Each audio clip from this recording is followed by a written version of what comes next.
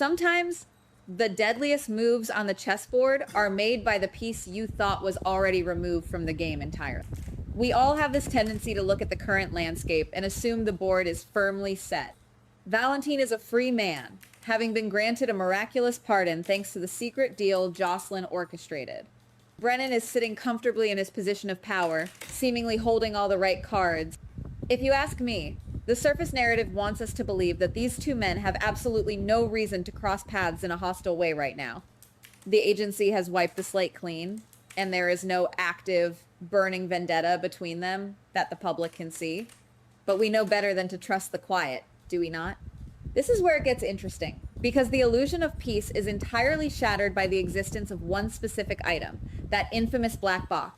We know Valentine found it, and we know he has been using it as a bargaining chip, negotiating a dangerous deal with Brennan. But let us stop and think about what is actually inside that encrypted nightmare. It is not just about the hit and run evidence against Willow, or the blackmail material meant to control Drew. I firmly believe that box contains the darkest, most heavily guarded sins of half the town, and that absolutely includes Valentine. When you are a man with a past as soaked in blood and betrayal as Valentine, you do not simply hand over the only weapon that can destroy you to a man like Brennan. You eliminate the threat entirely. Valentine is a master tactician, a survivor who has spent his entire life anticipating the knife in the dark. He knows that as long as Brennan is breathing and aware of the contents of that box, his newfound freedom is nothing but a fragile glass house waiting to be shattered. He needs Brennan gone, but he cannot afford to get his own hands dirty in a way that leads back to him. Enter Nina, the unintentional architect of her own impending doom. We all witnessed that explosive, terrifyingly public confrontation at the luxury hotel restaurant. Nina, driven completely mad by her desperate, suffocating need to protect Willow from the looming threat of prison, lost whatever shred of composure she had left. She cornered Brennan in front of God and everyone, screaming threats, demanding that he protect her daughter, and making it abundantly clear that if Willow goes down, Brennan will pay the ultimate price. It was a spectacular display of maternal desperation, but it was also the most foolish thing she could have possibly done. Think about the audience that was present for that spectacular meltdown. Drew was there, soaking in every word of Nina losing her grip.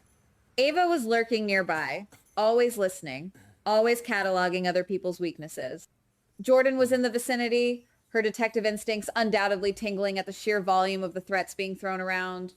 Nina did not just threaten a powerful man. She broadcasted her motive to a room full of people who would gladly throw her under the bus if it served their own interests. Now, Valentine was not standing in that restaurant. He was nowhere to be seen during Nina's public unraveling. But if there is one universal truth we have learned over the years, it is that Valentine always hears the whispered. He has eyes and ears in every shadow, and he undoubtedly received word of Nina's reckless ultimatum within minutes.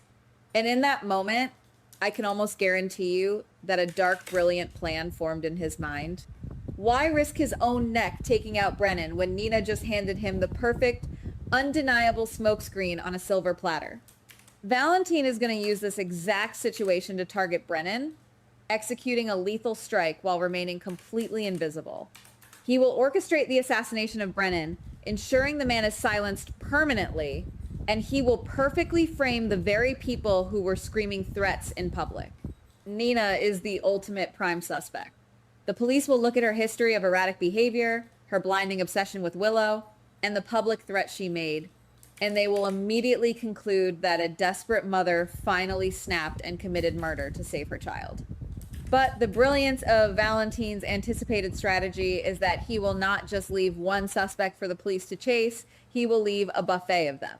Consider Drew. We know Drew is rapidly regaining his mobility, hiding his physical strength, while his mind grows increasingly dark and vindictive. Drew heard Nina's threat. Drew knows Brennan is a massive obstacle. If Brennan is found dead, Drew will instantly become a person of interest.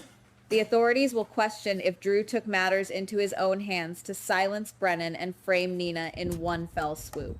Valentine knows this, and he will absolutely use Drew's dark turn to muddy the waters. Then we have Ava and Jordan. Ava is a woman whose entire existence in this town is defined by being in the wrong place at the wrong time, usually with a highly plausible motive attached to her name. She heard the threat loud and clear. She has a long, documented history of violence and self-preservation, and she is currently backed into a dangerous corner by multiple enemies. The police will drag her into a cold interrogation room without a second thought. And Jordan, despite her extensive background in law enforcement and her former badge, has her own complicated, messy ties to this entire situation. Valentine is weaving a web of plausible deniability so incredibly thick that the local police department will spend months chasing their own tails, completely blind to the puppet master who is actually pulling the strings from the comfort of his own home. I have to pause here and really challenge my own theory, because it is crucial to look at both sides of the coin. Am I giving Valentine too much credit as a cold-blooded monster? Would he genuinely risk everything right now? He just secured his freedom. He is finally building a real, tangible future with Carly. He is desperately trying to repair his fractured relationship with Charlotte. Committing a high-profile murder, especially targeting a prominent agency director like Brennan, seems incredibly reckless. If he gets caught, he loses Carly forever, he loses his daughter, and he spends the rest of his life rotting in a maximum security cell. Is the black box really worth throwing away his happily ever after? But then, when I dig deeper into the psychology of the man, the answer is a resounding yes. Valentine's foundational instinct is survival at any cost. He does not believe in happily ever afters if there is a loaded gun sitting on the table, and Brennan holding the secrets of that black box is a loaded gun pointed directly at Valentine's head. He cannot sleep at night knowing Brennan could wake up one morning and decide to ruin him just for the thrill of it.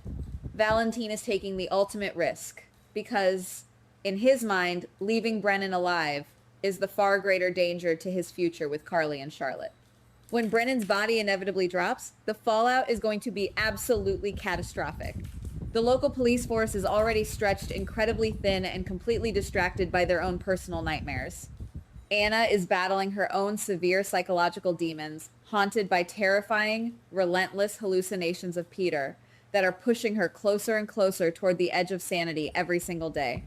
Chase is entirely consumed by his desperate need to protect Willow from her legal troubles and salvage his rapidly crumbling marriage before it is too late. Dante is drowning in family trauma, desperately trying to keep his loved ones from falling apart.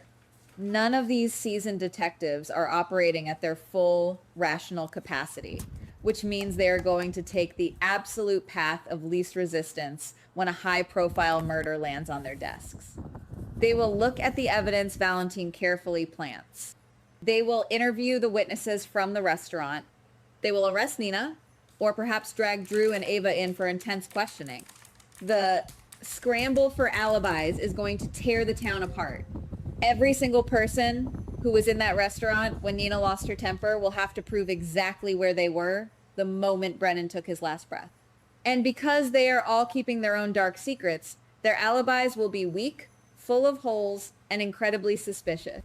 And where will Valentine be while the town burns? He will be standing right next to Carly, playing the role of the devoted, supportive partner.